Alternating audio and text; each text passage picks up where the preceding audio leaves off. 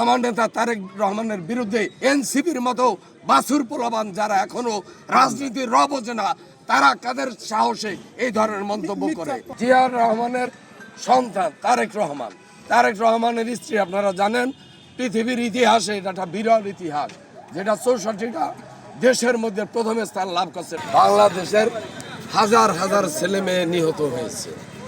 সেই বৈষম্য বিরোধী ছাত্র আন্দোলনে সবচেয়ে বড় অবদান হচ্ছে বাংলাদেশ জাতীয়তাবাদী দল বিএনপি, বর্তমান প্রধানমন্ত্রী আমাদের দেশ নায়ক তারেক রহমান সবচেয়ে বড় ভূমিকা ছিল।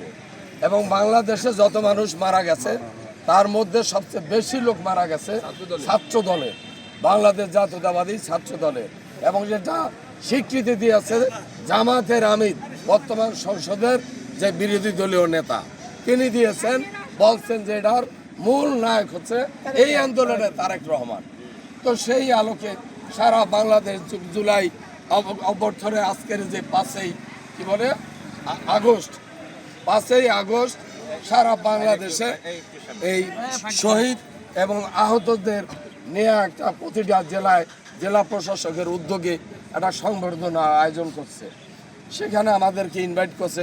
সেখানে আসার পরে আজকে জুলাই যোদ্ধা এবং আহত পরিবারদের নিয়ে আলোচনা, সেখানে ও এসেই প্রধানমন্ত্রীর বিরুদ্ধে সমালোচনা শুরু করে দিল। জিয়াউর রহমানের সন্তান তারেক রহমানের স্ত্রী আপনারা জানেন, পৃথিবীর ইতিহাসে এটা একটা বিরল ইতিহাস, যেটা 64টা দেশের মধ্যে প্রথম স্থান লাভ করছে জুবাইদা রহমান, আর তার মেয়ে ব্যারিস্টার জাইমা রহমান। এই পরিবার নিয়েও কুটুক্তি গেছি। প্রতিবাদ করার পরে ওর সাথে আমাদের তর্ক শুরু হয়েছে। আমরা নিষেধ করছি এই ধরনের কথা তোমরা এখানে বলবা না, কিন্তু তারপরও ওইটা মেনে নেয় না। বড় নেতা, ও শরীয়তপুরের সবচেয়ে বড়। এই 5 তারিখের পরে, 24-এর 5 তারিখের পরে শরীয়তপুরে বড় চাঁদাবাজ এবং বড় ইয়াবাখোর। আপনাদের মাধ্যমে বলতে চাই, আপনারা সাংবাদিক ভাই, আপনারা এটা প্রমাণ করে দেখেন।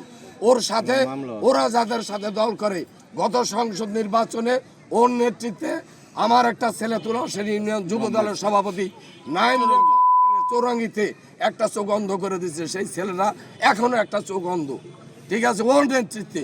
তো এই যে ধরনের কার্যকলাপ ওরা করে, আমার নেতা তারেক রহমানের বিরুদ্ধে এই বাংলার মাটিতে দাঁড়িয়ে এনসিপির মতো বাছুর পোলাবান যারা এখনো রাজনীতির র বোঝে না, তারা কাদের সাহসে এই ধরনের মন্তব্য করে, এই মিথ্যা প্রচার করে।